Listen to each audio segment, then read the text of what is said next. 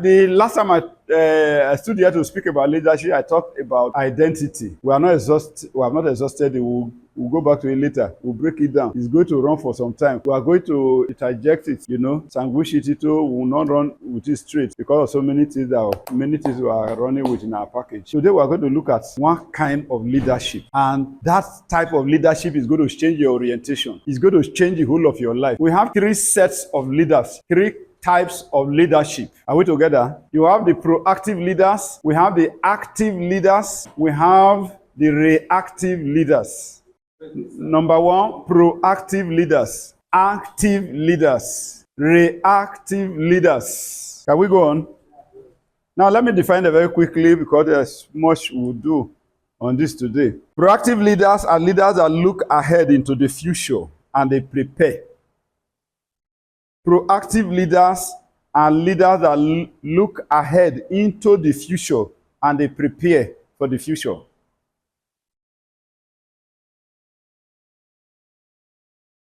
They are foresighted. They create things for others to use.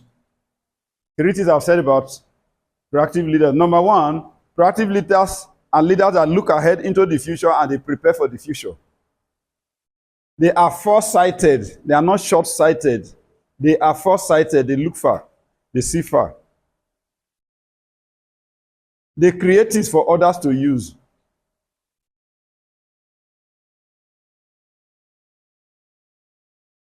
Have you gotten that? The second class of leaders are the active leaders. Active.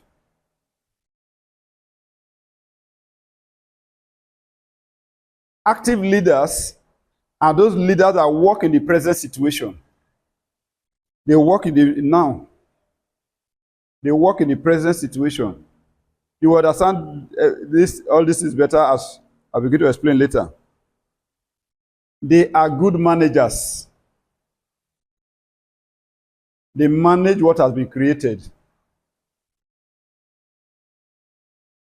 There is a little shift now from proactive leadership.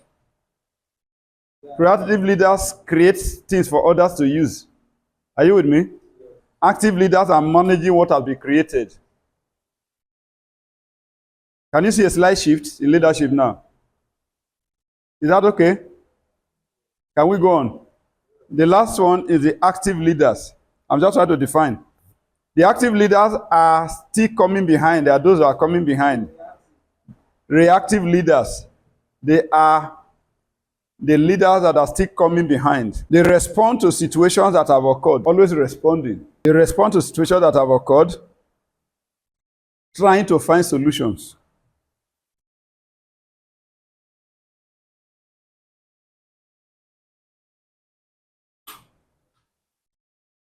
They try to repair or fix. They try to repair or they try to fix what has been done or what has gone wrong. Reactive leaders are still coming behind. Are those leaders coming behind? They respond to situations that have occurred, trying to find solutions. They try to repair or fix what has been done or what has gone wrong. I think one of the things I would do, let me say this. Hello, don't bother to write so that we can run fast. Because following you is delaying me.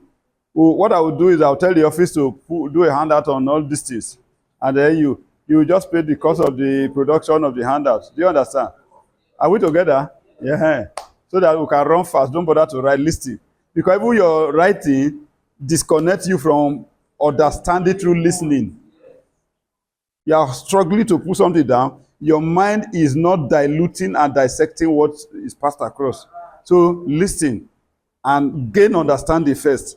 Now let me take them again. Proactive leaders, I want us to just look at the shift, the gradual shift. Proactive leaders are those that look ahead into the future and they prepare for the future. They are foresighted, they create things for others to use. While active leaders are those that work in the present situation, they are good managers. They manage what has been created. You see a little shift now. Proactive creates, active leaders manage what is created. But proactive leaders, they repair what has been created that is damaged. They are responding. They are reactive. They try to fix. always try to fix. They cannot create something. They always respond to situations. When something has gone wrong, you see they're running around. Okay. Are we together? Have you heard of first world and third world? Africa is third world. Eh? Yeah. You see, you see the way you accept it. Yes. You are accepting what they have said. Me, I reject it. I am of the first world. But that's history. No problem. You are not wrong. That's what you met on ground. Eh? So let's start from what you met on ground. Africa has been third world. We have second world. Where is the second world? We can't even find it. But there are nations that belong to that class. The third world, they are always receiving to consume, repairing. It is Africa here you see people buying second-hand motor, not new motors. That's responding, try to fix, correct what has been gone wrong. We buy second-hand television here. We buy second-hand everything. Have you not been so? We have the second world. The second world have not been able to originate their own machines. But you give them machines, they can reproduce it and use it well. They are using new machines, but they were not the originators. Then we have the first world that originates. The Americans, the Japanese. The Japanese. Then the Chinese. Chinese used to be second world, borrowing technology from China and they reproduce. Borrowing technology from Japan and they reproduce. But today, China is producing their own technology. So they have shifted from second world to first world. Are we together? But we have the first world. They are thinking ahead of time. Thinking ahead of time. Before you know it, one new technology has come. Before you know it, one new technology has come.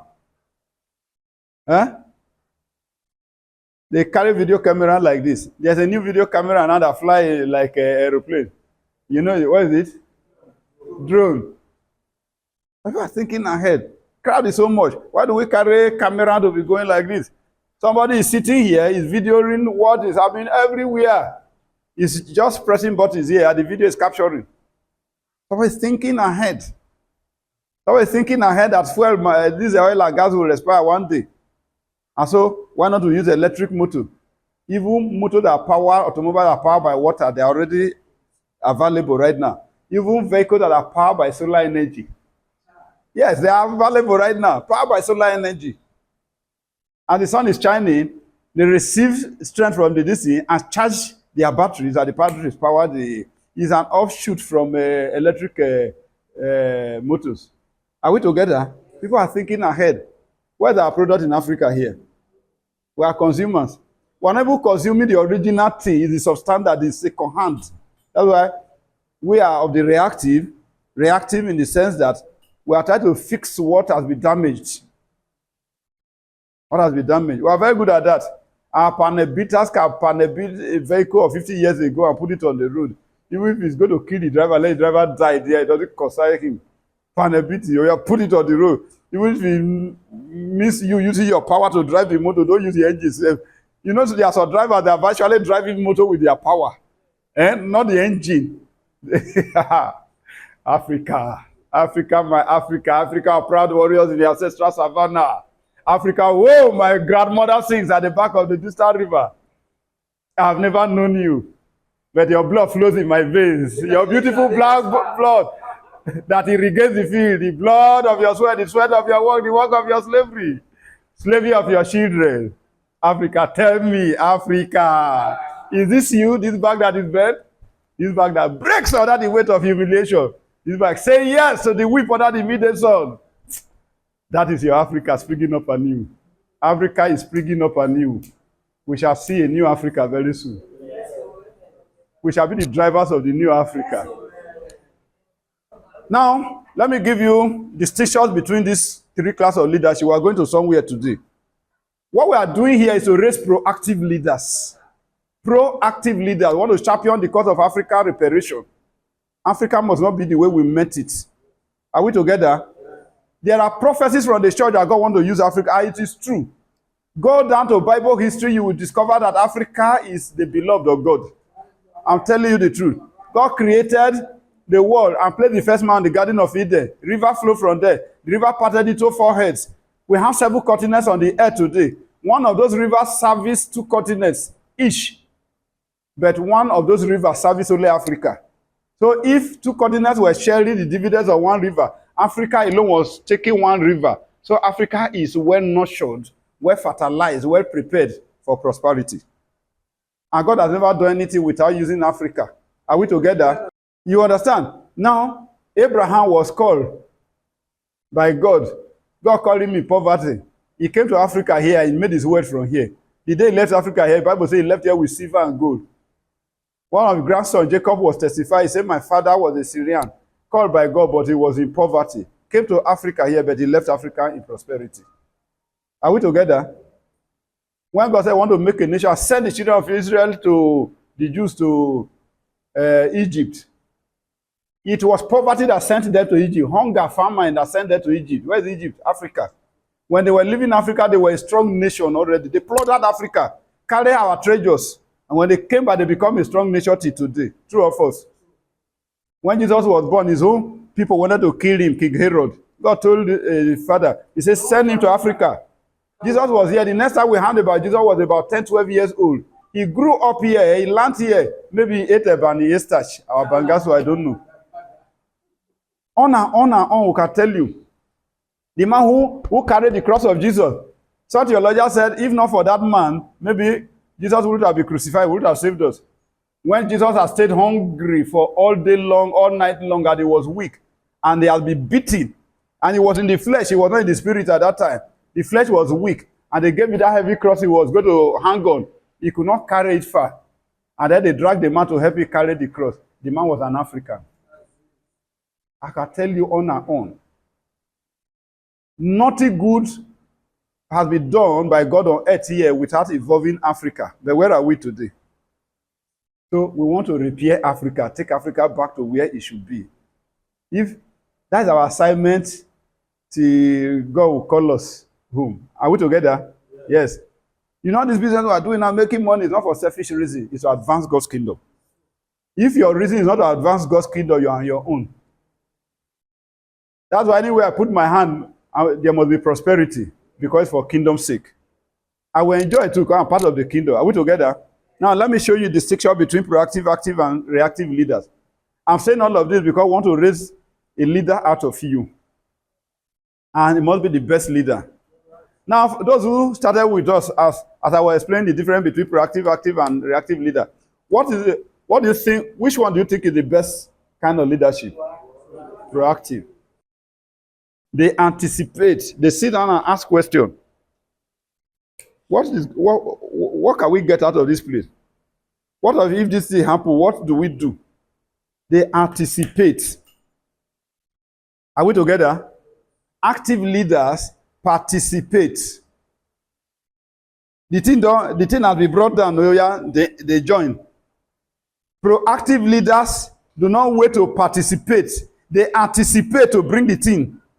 Are you understanding me? They anticipate. They look into the future and they see, and then they bring something. When they bring it down, the active leaders now participate. But the active leader, they spectate. They watch. Let's see what will happen. Make we see whether it will work. If it work, then we will join. By the time the team work, they are behind. They are not the head. Did you understand that? Proactive leaders anticipate. Active leaders participate. Reactive leaders spectate. They are good watchers. Spectators. Proactive leaders strategize. They are very strategic. Create strategies. Active leaders execute strategies. Proactive strategize. Active leaders execute strategy. They didn't create the strategy, but they execute the strategy. Reactive leaders analyze the strategies. Proactive leaders strategize, they create strategy. Active leaders execute strategies. Reactive leaders analyze the strategy. This step we are taking now, what of if rain now fall and kill all the same seed we are going to plant now? We're discussing about this. Some people say, hey, rain has started falling. I said, this rain don't do anything. We are still on course. It is the heavy rains we avoid, the June, July rains. The late September and October rains are the ones we avoid. Even this present rain help the crops to grow. This present one now. Reactive leaders are analyzing. By the time they finish analyzing, they won't do anything this season. So they always follow us. They always following from behind. By the time they finish analyzing, the proactive leaders will have gone far. Now, let me pause here and tell you something before I continue with this proactive leadership. Let me tell you, you must take risk in life. Without risk, you go nowhere. Are we together? If you don't take risk, your life becomes risky for you. And taking risk does not mean you must succeed with risk. Listen, 3 stages you go through if you're a risk taker. When you take risk, the first thing that happens is that you make losses. Listen to me carefully. We have told you that you are going to make 2 million naira or more out of an acre of a CCC, right? It's possible you will make 1.5 or even 1 million naira. I'm telling you the reality. Listen to me carefully. Don't hold me responsible. Because there are errors to correct. There are lessons to learn. Am I communicating? Yes. You will make 2 million even more later. Listen, some people will come later and say, the reactive leaders will come later and say, you told us, now why you they tell us 2 million naira, now we make 1.2 or even 900,000 naira. This is not working. They are reactive leaders. They don't move fast. They don't go far in life. When you take risk, I'm injecting something to you. I'm just believing that the spirit of proactive leaders is entering somebody right now. Am I correct? Yes. Now, listen to me. When you take risk, be ready for losses. Be ready for failure. Be ready for problems. When I teach in Real Business School, I tell people when you start a business, especially new business, ready to solve problems. Don't wait. Don't open your hand for gain yet. It is problems you will solve first. Do you understand? If you're starting a new business, be ready to solve problems. If you have that mindset, you will succeed. Because problems will call you, you capture the problem, capture them, and then you start solving them. When you have solved all the problems, you fly. So when you take risk, the first thing that happens is that you will experience losses. Then next, you will experience lessons. You will learn lessons. Next, you will experience blessings. Did you get me? Did you understand what I've said? Yes, sir. You must take risk. If you don't take risk, your life becomes a risk. Now, when you take risk, it's not blessings that you get first. It is losses. After losses, blessings. After lessons, what did I say next? Blessings. So if you don't slide back, if you don't fall back, you must get the blessings. Because you must go through the stages. Are we together? Let's come back to the leadership. Are we still happy? Yes. So I just said, proactive leaders strategize. Active leaders execute the strategies. Reactive leaders analyze strategy. What's happened next? Proactive leaders, they improve, they innovate and create. They are the people that bring innovation into systems. Some people have been running, let's take church for example. Some people have been started ministry 50 years ago. Their Bible studies on Tuesday, 5 to 6 p.m. They are still doing Bible study the same thing, 5 to 6 p.m. on Tuesday for the past 50 years. But some people have moved from there. Some people are even on internet right now trying to reach more people, you know. But some people are just where they are. They say, nah, so we they do them. As if their methodology is scriptural. One of the things that God has done for us, after Christ has restored dominion to us, he removed formulas and methodologies. All of those methodologies that were there in the Old Testament, God wiped them away. Why did God give us methodology in the Old Testament? Because we have run short of his glory. So we were under tutorship. Now that dominion has been restored to us, we have become God in ourselves. What God has done is that he has released the Holy Spirit to lead us. He didn't give us formula. Church can hold under mango tree. Church can hold by the riverside. Church can hold, fishermen can gather on top of canoe in the river and hold church. Prisoners can hold church in the prison, anywhere. There is no appointed place, there is no appointed time. It is you and one other person plus Jesus that make up his church. But you see, if I'm a member of a church here now and I'm transferred to Uheli, I must be coming to Bible study here. Otherwise, I'm not a correct Christian in the eyes of the pastor. Am I communicating? If I don't come to Bible study here, If I don't live well every day to Bible study here, then I'm backsliding. Those are not proactive leaders. Proactive leaders, they create innovation. Proactive leaders, they improve. But active leaders, they manage. If there's something they manage it, like they said, that's what the way they told us to do it. If they are good managers in the real sense of it, active leaders are good managers. Give them 200 people to manage. They are struggling that they make sure that one person do not leave the 200. The 200 must be intact, but they will not add to the 200 persons because they are not permitted to use another formula apart from what you give to them. Do you understand? But proactive leaders, you give the 200 persons, they just look at the first thing they do is an analysis. What is the gift in this person? What is the gift in this person? What is the energy level of this person? Yeah, you go this way, you go this way. Before you know it, this one is attracting his kind. This one is attracting his kind. 200 become 2,000. That's what proactive leaders do. The active leader, they will manage the 200 for you. Do you understand me? Am I communicating? They are good managers. But the reactive leaders, there are always problems they are solving. They say this one, it costs one person. This one said he cannot come, and well, they start struggling until one will leave, two will leave, and so on. The 200 will reduce to 100. What happened? He said, this one has been crying for hunger. This one has been doing like this. This one has been doing like this. Their problem said, tire me.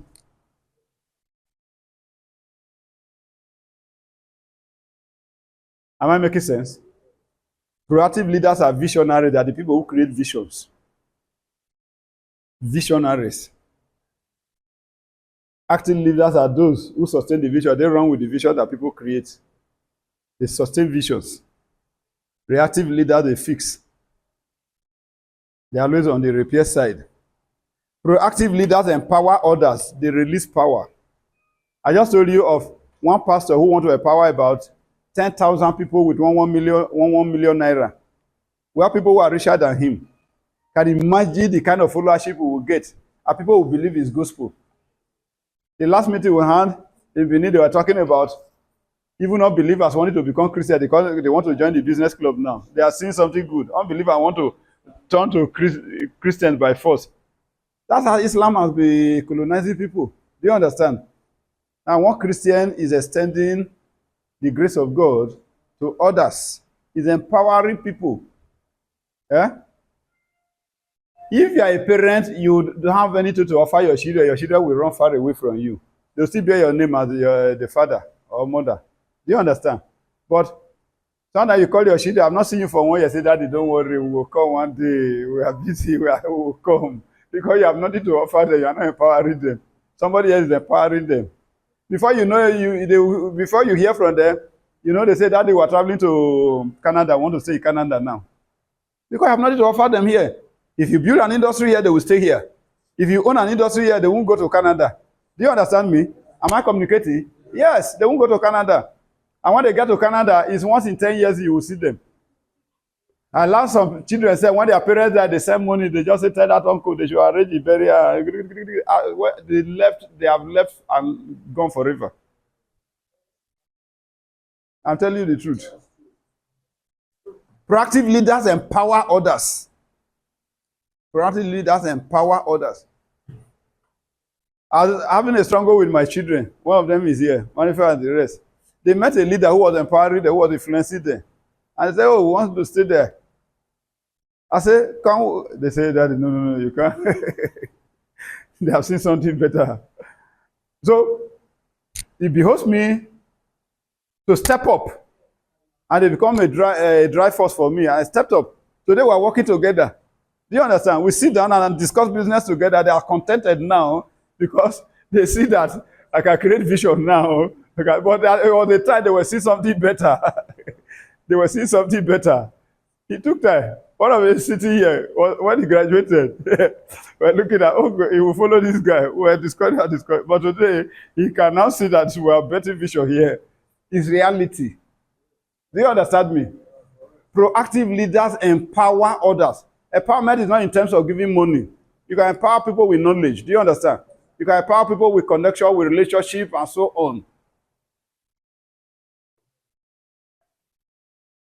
When there is a proactive leader, whatever he's doing is bound to grow because people see if they see influence around him. They see opportunity around a proactive leader. Are we together? But active leaders, they sustain power. When you give them power, they're not the lead power.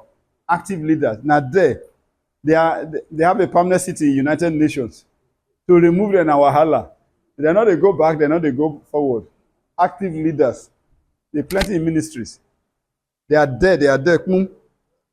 While the active leader, they seek for empowerment. You see, they're struggling for power. They never give me appointment. They never give me, they don't do this one, they don't see this person. It don't reach my turn.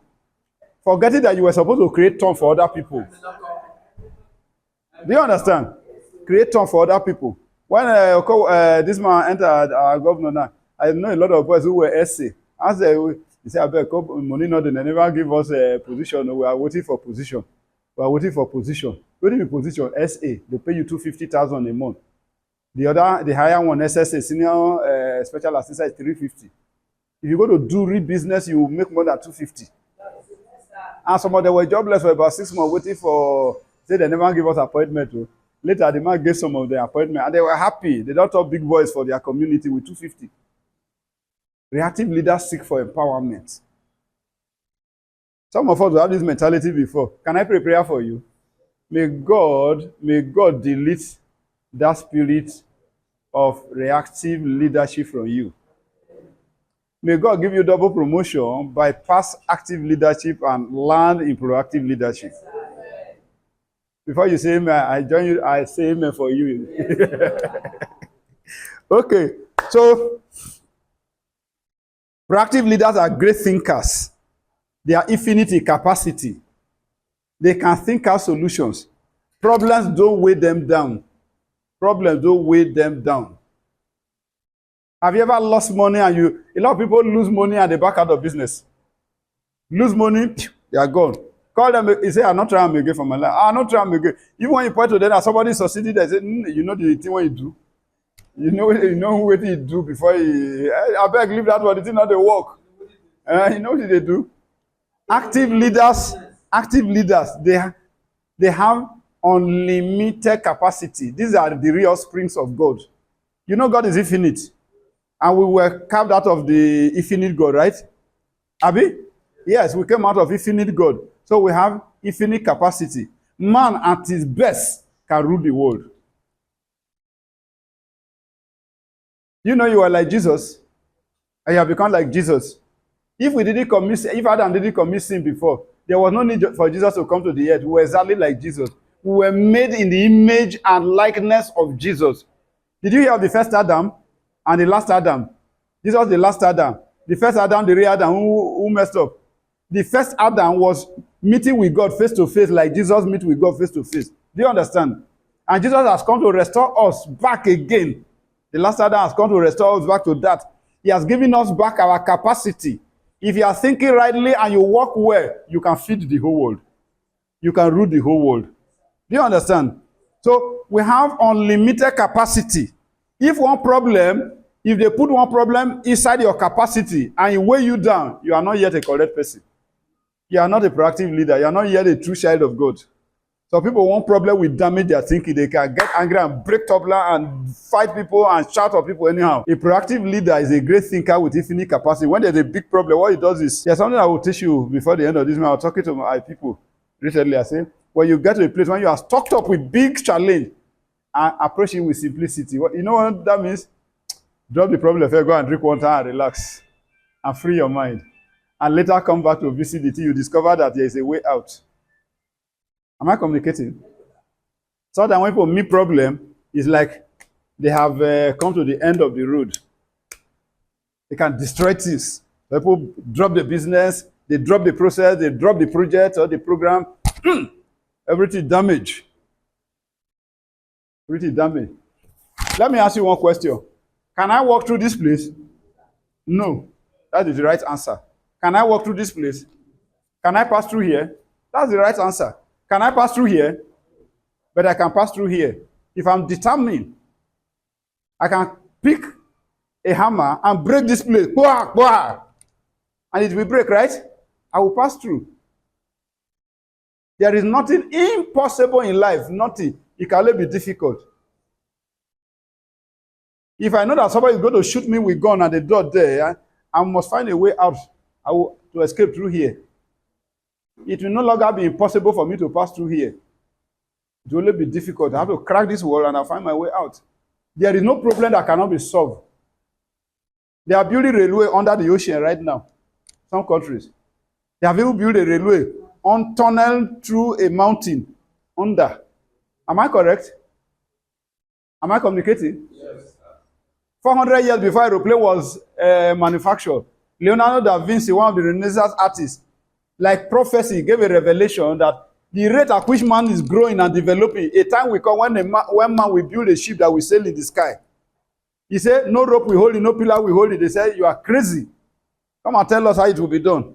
So he took them to his art studio and sculpted one simple image. You know the image is sculpted? Bed with outstretched wing, with a pointed beak, with a tail. Unfortunately, he did not live to see the ship built in his lifetime. 400 years later, the first aeroplane was built. And when it was built, it was exactly what he molded. Pointed beak. Check every aeroplane with pointed beak, right? With a tail at the back that used to steering it.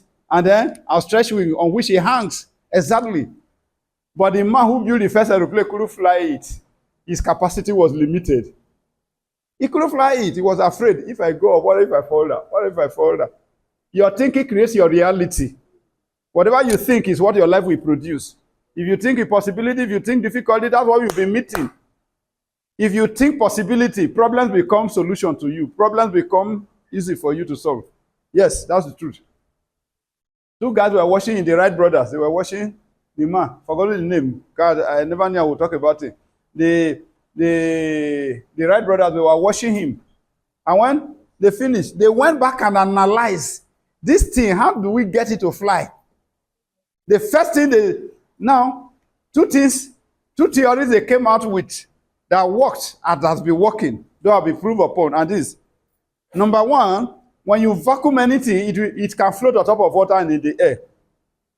Your balloon blow, remove the air. Does it fly in the air? It will fall, right?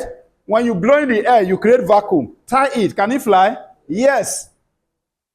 Carry your iron, throw them inside the river. They will sink. But create a vacuum with them. Will they sink? No, they will float. So the first theory they came with is, let this thing be airtight. Let's make sure that air does not enter. It will float in the air. And that's actually what happens. Now, how will it get off from the ground? That is another problem. To break away from the center of gravity. Now they came up with two theories in one. With high vibration, you cut off from gravity. With high speed, you cut off from the center of gravity. So they combine the two. When a plane is about taking off, if you're outside the plane, run, the noise will almost deafen your ears. True or false? Yes. They put the engines on high vibration. And then it will take off with full speed. The speed keep increasing. Then it gets to a point, because of the vacuum nature, it's cut off. As it's going up, it's cutting off from the center of gravity.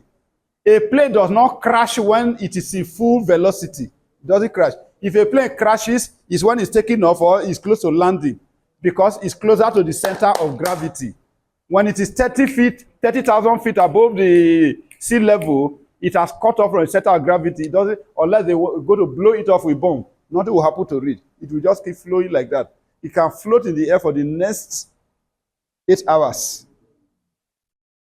The propellers are only helping it to move. They are not helping it to stay in there. It has cut off from the center of gravity. And it will be floating like a balloon. Are we together?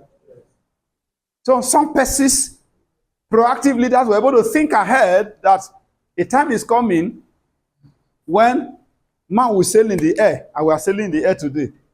There is a proactive country today. Proactive leaders, they live in the future. They are they who live, I shared that with you at the beginning. They live in the future. Okay? They are futuristic. America is very futuristic. Okay, I will come to that later. Let me just tidy up this and then we'll go into that. Okay, I want to teach you strategic foresight today. Are we happy together? Yes.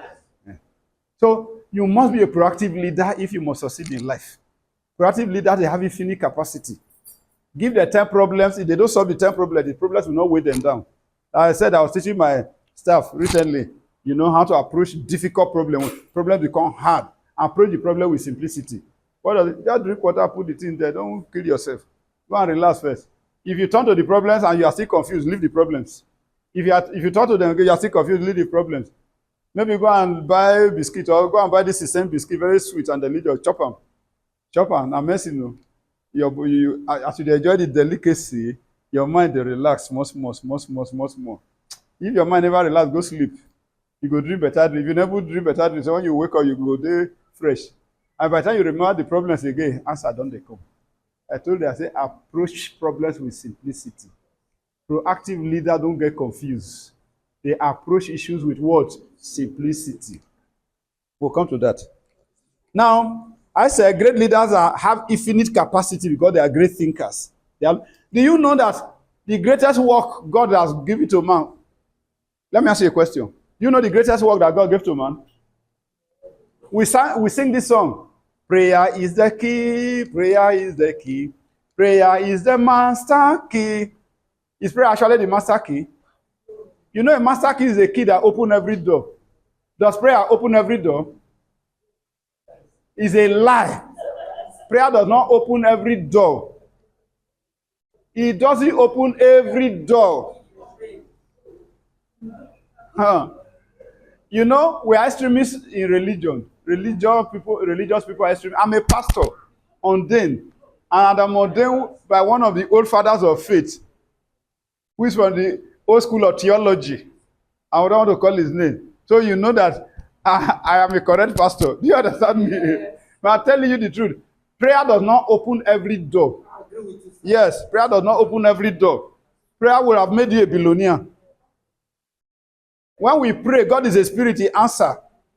It takes our handwork to download the answer into physical reality. Prayer does not put money in our hand, does not put rice in our this. Prayer only give us God's power backup, give us direction, give us revelation. Are we together? Yes. If you steal somebody's money, please go and do restitution. Prayer will not solve it too. The thing, the answer they wait for you, the result they wait for you at the door of eternity. God will require it from you. Do you understand me? If you take somebody's property, return it. Prayer does not solve that problem. So people say, I pray it away. So I say, I faith it by prayer, collect it by prayer. How many things you don't collect by prayer? A friend many years ago called me.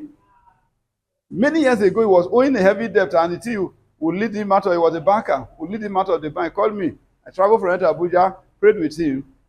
When he analyzed it, I told him, I said, okay, you are owing this guy 800,000. That is over 80 million now to do. I said, you know what you do? When you owe somebody, don't cut off from the person, number one, so that the person will have confidence that his money is still somewhere. So he will not be planning evil against you. Number two, 800,000 naira is big money. If you got only 20,000 naira, go give the person go dey happy. He go do you like check you, but he go dey happy, say money they come. Then if you get 200,000 naira, pay him. You get where you go pay rich, when you go begin beg, he go even forgive you some parts. Do you understand? I say, if you say, make we pray, I say, prayer not go solve the problem. He thought I was not spiritual enough.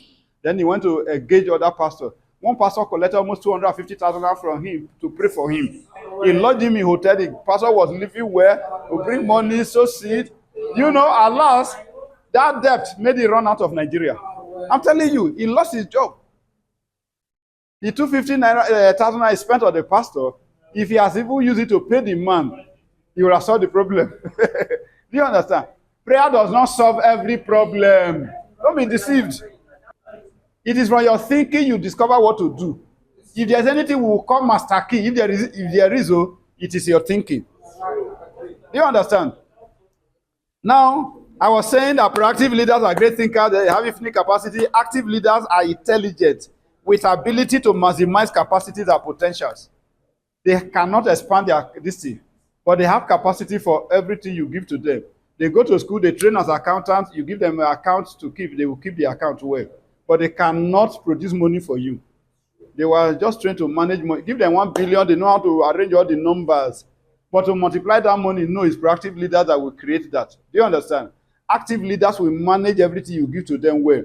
But reactive leaders, they are reserved, they are limited in capacity. You will find errors in whatever they are doing.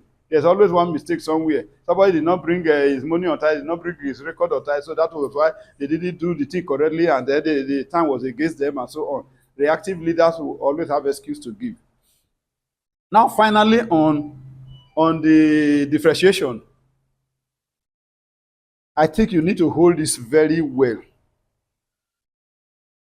because this is where a lot of us miss it.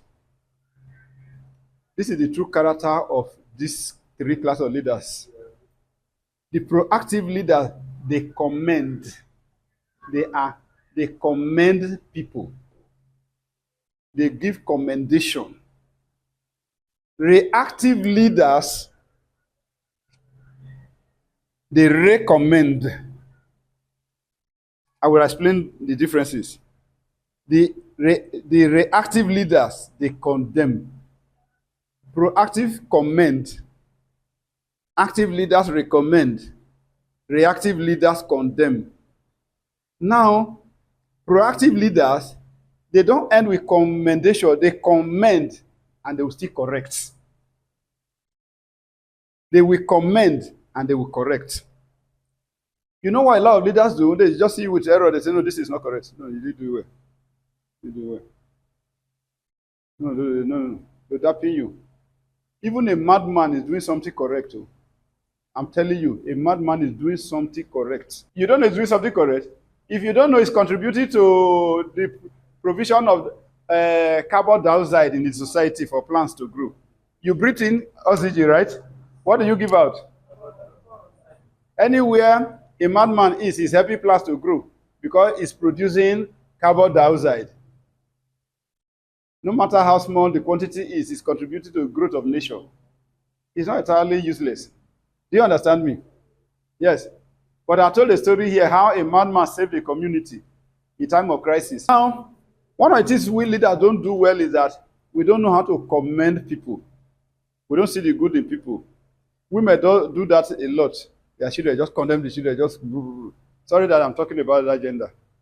Men also do it too. Do you know that if you give an assignment to somebody and the person, you will turn the assignment upside down, the first thing you will do is to commend him.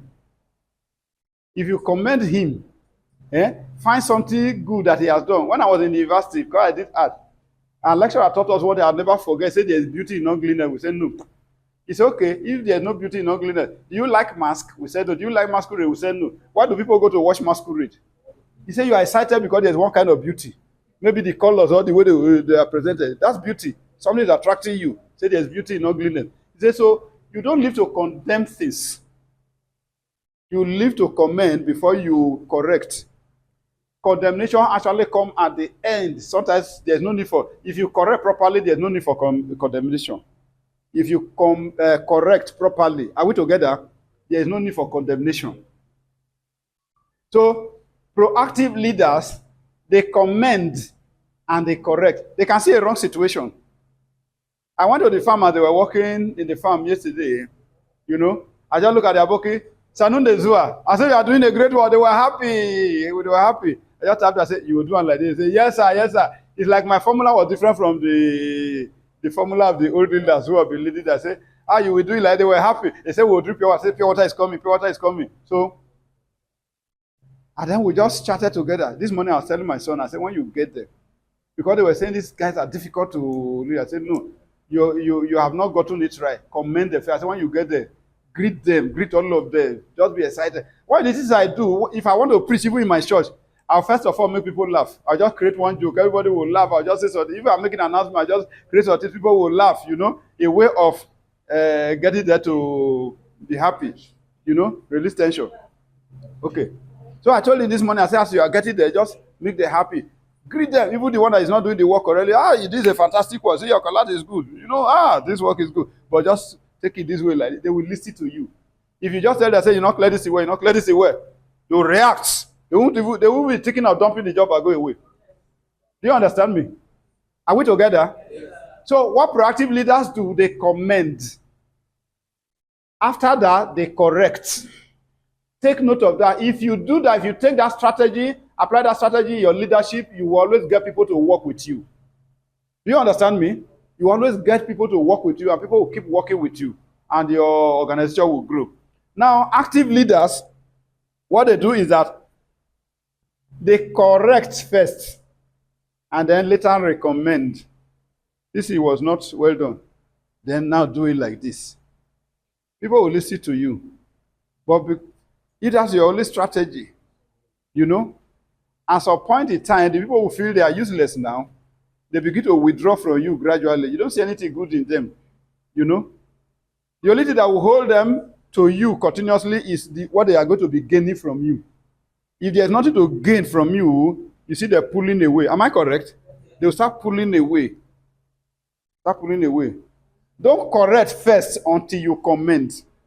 Don't correct first until you comment as a leader. Take note of that. Don't start by correction. You will destroy the system. Don't start by correction. Comment first, because there's something good in every person. That even the people responded at all by doing something, even if they have done rubbish, responding at all is good. Did you understand me? Responding at all is good. I made one mistake one day. My son has worked hard. He drove a vehicle out and he bashed the vehicle as he drove in. We were thinking of the money and we spent in repairing. The first thing I started addressing was the vehicle that went bad. Later, I discovered the boy felt bad. He did a great work that day. So later, I forgot about it. I said, this vehicle never matter. Thank you for the work you did today. And blah, blah, blah. This work was nice. And so and so. So I came back and said, what actually happened? Then he now started listening to me. What actually he told me, I said, vehicle no matter. We go repair them. You know, but they pay me for belle because I won't spend money. You know, but I don't want to dampen his spirit. Then the following day, before we set out the vehicle to repair, I said, no, next time if you are walked to this point, relax.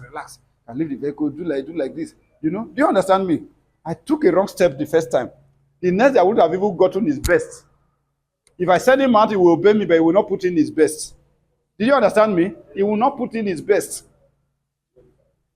But I corrected it, and I took note of what I did wrong, so I corrected it. Please take note, do not correct until you are commended. Then let's go to the worst one. The reactive leaders. The reactive leaders, they criticize and then they condemn. They start with criticism. Then they don't even correct self. They condemn. This thing is not good. That one is not good. That's bad. You didn't see this thing when you were doing it. Are you thinking at all? Bah. Then they scatter the whole thing. That's why whatever they are doing, do not grow. Reduce. Are we together? Yes. Please take note of these things. If you must grow an organization, don't be a leader that is critical. There's room for criticism, yeah. There's no problem about that. But first comment, correct, criticize. Okay, you can comment, criticize, correct. Don't condemn. Condemnation will come when you have exhausted everything and there is no progress at all. What you want, and sometimes the way we condemn, I tell people, don't condemn with words or reaction. Let the action do the condemnation. Please, sorry, you know this job, we cannot be together again. Can you just say, somebody else will do the work? You have already condemned me. The other person can still be useful somewhere. If you condemn him by your reaction or your words, you will destroy him. That person that was not useful in your location can still be useful somewhere. Do you understand? And even if it's not useful somewhere, two of you can still relate. Am I correct? Yes, you can still relate. So I tell people, if you want to even condemn, don't condemn with your words, not even from your reaction. But let the action do the condemnation. What is the action? It's okay, this job. You see, this job, the way we want to take it now, I think somebody will handle it better. Maybe you will handle some other thing, you know. You can put him somewhere and not even work with him again. There's room for relationship in the future. Am I correct? Yes. Don't outrightly condemn at all. It's not even proper. Don't outrightly condemn. God has not condemned us. I think you know that. So, let's now for this American strategy of VUCA. What is VUCA? They developed a philosophy called VUCA. It's an acronym for the following words: volatile, uncertainty, complexity, and ambiguity. Volatile, uncertainty, complexity, and ambiguity. Now look at how it works. Now, what is volatility? That has to do with change and evolution in civilization. We used to think when we were small in those days. My friend would say, I'm worried. Look at this. Yeah, that's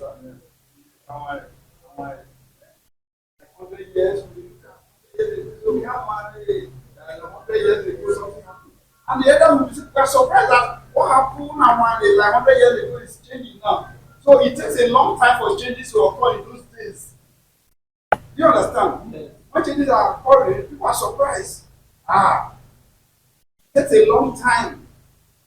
40 years, 50 years, 100 years for major changes to occur. But I can tell you today, changes are occurring every day. Yeah, changes are occurring every day. Travel to the community, what they did in the community, when you before you get back to your listen, you tell me that something else has happened. There's this sharing location in my place. In those days, you go to get the location this person to allow us phone. And when you phone, not everybody has landline in those days. You put somebody in Lagos, the person will receive the message. And at his own convenience, maybe 2 weeks later, we'll go and deliver it. Yes. Then, what's to if you write later? That one takes about 3 months to get a reply back. Do you understand? So one day I was just saying, I said, hey, the way this life be, one day will they fall from this place to every house, they say, God, they have to now let's check that power. So which village you want to phone somebody? Now let's check that power. But today I told woman in the village they phone. What is so volatile that if you don't understand that changes in civilization are taking place, you will be behind. What is keeping a lot of us behind is that we don't understand changes. That civilization is changing very fast, so we are partaking. The business you are doing before you know is they are pushing you behind. Because you don't understand that civilization is changing fast.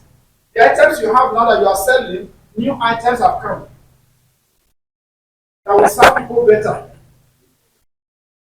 If you don't have this mindset, you'll be somewhere, you'll be complaining as if your prayer is not working, you have sleep wishes and so on.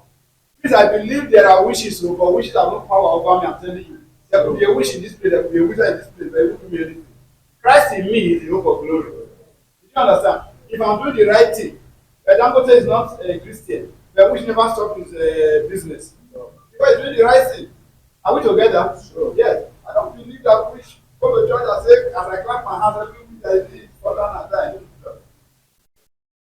Yes, I'm thinking that if you understand this principle, you know that you are actually the problem. Civilization is closing up. Fast. Before you leave this place, a young man in my church is getting wedding next week. The wedding my child will attend very soon. I'm getting wedding in my church next Saturday. I said, I did the announcement. He said he's not going to do reception. Go to the Bible, where is the reception? Is it? Even the white wedding, where is it? The white wedding, where is it in the Bible? We compare culture and we just put it on people. You know, things are changing now. I listened to the pastor who was talking and I interrupted him. He said, if you want to wed, please. If you don't have money, you want us to come and bless you, your father will come. If you need only 5 of us, will come. He said, what we need is that your father and your father-in-law, your mother and your mother-in-law should be present. You agree that they want to both of you to marry. And you have met all the conditions. Once we asked them, they said, yes, your father will bless you. He said, if you want to worship, you worship him. If you want to tie your father, you don't need to sue him. Don't go and get yourself stuck up in debts. He said, if you, wherever you are, even if your store will come and bless you, you become husband and wife. All we know that there's a witness between both parents. He said, marriage is done. He said, if we are going to buy mineral for us to take, there's no mineral, no problem. If you want to take people with pure water, no problem. He said, cake is not come. But I was talking, I said, this guy is taking one thinking. You know, some people are not married today in this church because they have to sew wedding gown. They have to buy cake. They have to go to AFT. You understand? Yeah. This is rubbish. So civilization is closing up. Then it don't take 50 years again to occur again, it takes seconds. You agree with me? Yes. So the word is volatile. Project that in your brain. If you have that, you'll be thinking ahead every minute. Is that okay? The next one is authenticity. What is authenticity? This has to do with the rate at which knowledge changes. Knowledge is evolving and expiring very fast. What you know is what you know, especially when you are ready. Now, this is a big problem in the church. Very difficult to preach to pastors. Then it's more difficult to preach to fathers. You know what I'm saying? Because they know the scripture. They have some testimony of how God works. Yes, I've experienced that. I said, can we do something with our hands? He said, no, no, no, no. When we prayed that one, we went for a program, we prayed and fasted, and God said somebody raise money. And God bless. I said, no, that's the exceptional case. Ah, they say God did it. You say God is not powerful. God will not do it. God will do it again. When people have succeeded once, that success might fool them. And whatever you are saying is as if you don't have experience to share now. They have experience to share. So are you telling them that the experience won't count? Are we together? Am I communicating? Yes. Are we telling them that the experience will not count? Forgetting that knowledge is changing very fast. Very fast. First computer that was built was bigger than this upstairs. They said it can be compressed, but it was reduced to that desktop. It became laptop. It became palm top. It's moving from palm top to something else. Are we together? If Jesus tarried in next year, I don't know what we're going to do to civilization. Knowledge is expiring fast. Expiring fast. You go to the university before you graduate, you come. And one of the problems with Africa is that we are not, they don't teach us pragmatic education, they don't give us pragmatic education. That's the education that keep creating. They tell us what has been done. We are reading encyclopedias of things that happened 50 years ago. By the time you are graduating, the year you are graduating, the things you learned in year one, they are already outdated. So when you come into the market, hey, you have to go for another education. You go and learn computer, go and learn some things in order to fit in. Am I communicating? Yes. Yes. But when you say, you see, I have BSc, I've been here, I've succeeded. You know, I've gone through school. What are you talking about? You be where you are. You be where you are. So you have to keep updating knowledge every second, every second, every second. Knowledge is expiring very fast. The business you are doing, please go and check. Go and check that business. Go and connect to industry champions in that area, industry captains in that area. So much has happened beyond what you know. Something new things have occurred that you didn't know. Are we together? So, but if you don't know this, that's the problem. You are not growing because you're a young man, every day they research, they laboratory, you do research. Next year, the model of Toyota car that will come and will show you. And the same engine, you know, just change one thing. Then they build another cage, choose the cage one guy. Very soon they will build one like this. Now, boy, will first buy. Have you known so? They are working now. Let me tell you one truth that you won't believe. By 2024, 2025 model of cars are out. Yes, 2026 they are working on them, they get them. Sometimes even up to 5 years up, they prevent them, they just go to the business. Why we are still buying them? When you buy motor now, they say, what am I going to buy here? They say now, which model? They say now, 2006 model. They say you're on now, 2008, I better. And the point maker, they don't do 2027 own. You are praising 2008. How many years back now? About 14 years back. You are praising 14 years backward. And these people have gone 5 years ahead. The 2027 model of Toyota is out. As we move into this, I like some of the people are working with. Yesterday, we were with this, that day, and we were talking. You know, you said something that inspired me. The measures of crops. I was thinking in that direction, say we go to work on this one, work on this one. This is now, know their challenges here. When we done with these challenges of the CC, then we move on to this. Forgot the things you said, but they inspired me. Already thinking ahead. So people are still thinking that this is saying they don't work, but they are thinking, they already know that there will be a problem. They say, when we finish solving the problem, this is the next thing. The measures of crops, I don't want to go into them. And we'll carry them along. They say, when we finish solving the problem of the CC, probably a problem to solve. Yes. We are working with Mala, we have not done it before. Do you understand? Yes, but the man has seen beyond the problem. He said, well, he has succeeded already. This man has succeeded already. He said, when we finish solving this problem, this is the level we will enter. We are going to add this and add that. That's the proactive leader. Are we together? That's the proactive leader. So knowledge is expiring very fast. Don't hold on to your knowledge. That's what people make Christianity not grow in Africa. We hold on to our knowledge. What we know is what we know. Can I tell you what you know is what you know? Unless you learn new things, new knowledge will not be added to you. But sometimes you You are struggling with what you know as if it's expanding, not expanding. Until you add, nothing will expand. Nothing new will happen. So go and add to your knowledge. Don't create a vehicle that keeps giving you knowledge. And of us, civilization has done. With this your handset, you can do so much. My handset is my office. If I go to my office sometimes, it's pretty great. I'm not going to operate machine. If I sit there, I'm there checking account, I'm there logging into, find so many things. I'm just on the phone. Then, so this same phone, people are destroying their lives with it.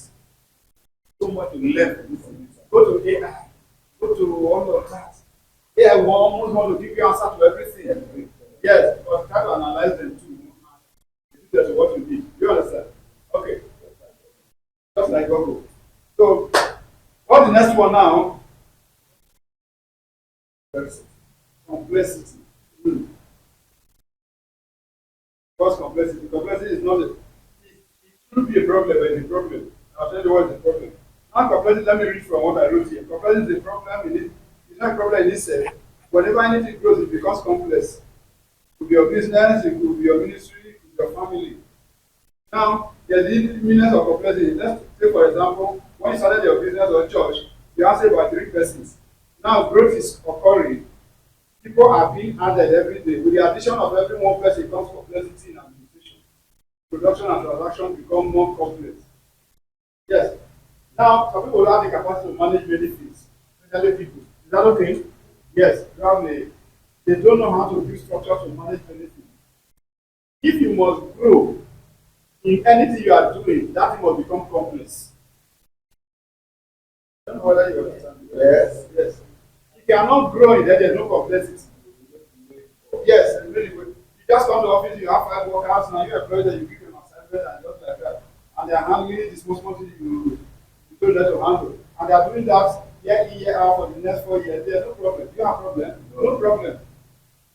If more customers are coming, then you need more workers, right? Are we together? You will need new equipment. You will need another warehouse. You will need to expand and so on. The whole thing is becoming complex. If you don't prepare your mind for complexity, it's one of the reasons why you don't grow in life. Know that challenges will come. Ready to accept. You know, when you start a business, all you are waiting for is just the profit. You just look at the book, oh, okay, we made this money, we made this money. You are not ready for this side of the business that problems will come because of growth. Everything that will grow must be complex. When we step into this place, and it was me and manifest, the thing when this place we swim. If you enter here, when we came to this place, you can never enter this place. I'll tell you the truth. You can never enter this place. We pack dirty. People, the caretaker came, he said, this one day here before, he said that the team had did the talk. We clean and clean and clean. Does this place look like dustbin? No. Now, we have staff all over right now. It began with me, and then my son, and then people are now joining. We are thinking of moving from this place because we want to expand this place right now. Thinking of moving beyond here. So many things are going to be involved. I'm going to get vehicles, I'm going to get drivers. I'm talking with somebody, say, oh, this is actually something I want to talk with the governor. So that I say, if you are talking with the governor, we do PPP. I don't want anything that will be politicized. This is a public-private partnership. So we draw the line, you know. Now, if we get to that level, more hands will be involved. Professionals will come, accountants will come, engineers will come. Is the business simple now complex? Complex. So, right now in my heart, we're expanding our brain, our thinking to meet with the complexity. If now that opportunity come, now I told the man something. He said, put up a proposal for the governor. I said, no, I don't do a proposal on paper for because to fly with it without your knowing. I said, you too don't do that.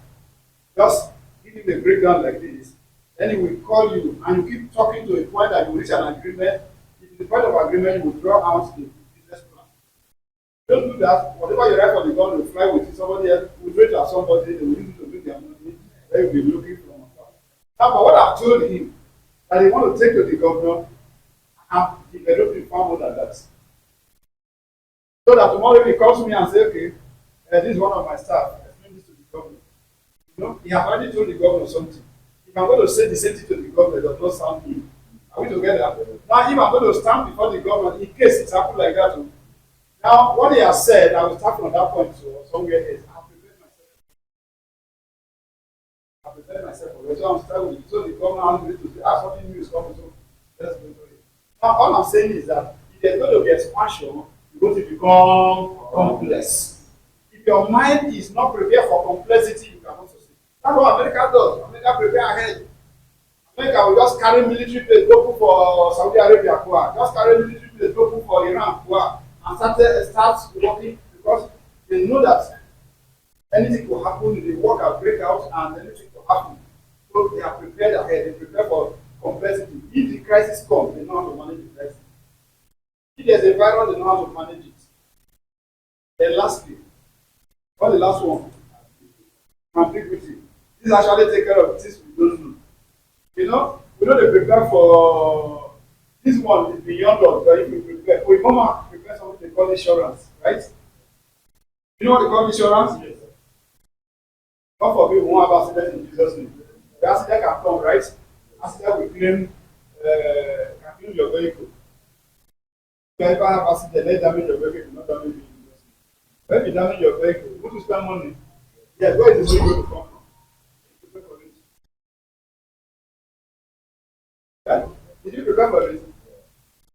Let me tell you one thing that will shock you. You know, in advanced countries, people they save money for their debts. If you talk about it in Africa, you'll be weak. The wizard of forbid debt. If you forbid debt, it will still come. I mean, people go die now. People don't die for your family. Advanced countries, people they save for debt. So that eventually when they die, they should want to take that money from my debt. Consent it. Now, one person die in Africa, they should they go borrow money because they want to, as everybody they do, they will go debt, so now they come out of the debt. In those days, one person died in Africa here. Family they support, friends they support, but today they can't chop. They will shop to because me, they do anything. They don't chop one couple. Yes, that's what happens today.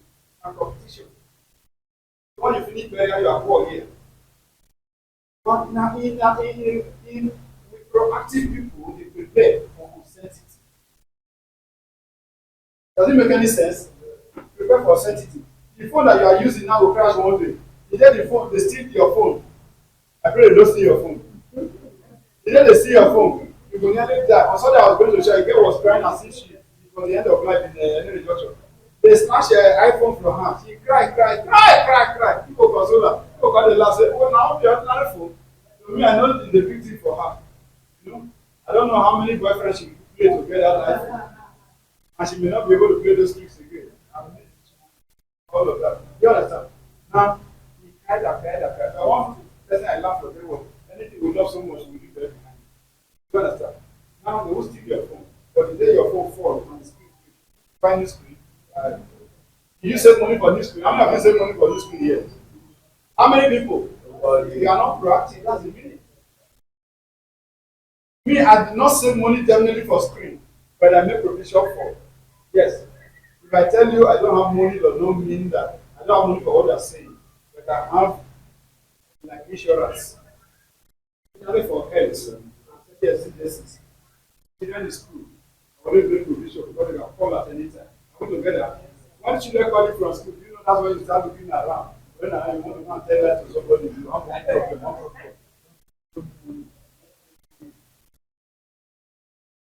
You understand? And if we do all of this, we become ready for leadership. I want to round up. Are we together? Let me give you a warning. I'm going to say, we break this is the more details. Don't wait for new things to occur before you prepare for them. Otherwise, you will be taken unaware. Just to strategic foresighting is not a way of predicting the future. It's not prediction, but a way of building capacity and potential for the future before it arrives. If possible, you will have written that down money. Don't wait for new things to occur before you prepare for them. The new things could be problems, could be good things. Don't wait for opportunity to come, then you start see how you can adjust to handle the opportunity. Prepare for the opportunity. Don't wait wait for new things to occur before you prepare. Otherwise, you'll be taken on our way. It will be very injurious. What you want to say, to catch up with opportunities that we have, opportunities we have gone by. Strategic foresight is not a way of predicting the future, not prediction. But it's just a way of building capacity. So it's not as if you go to the people have or go for non no, not a prediction. Just building capacity. So we understand that changes must take place. What is advancing? So let's build capacity. Take care of the changing world. Is that okay? Okay, thank you so much for listening. Are we happy?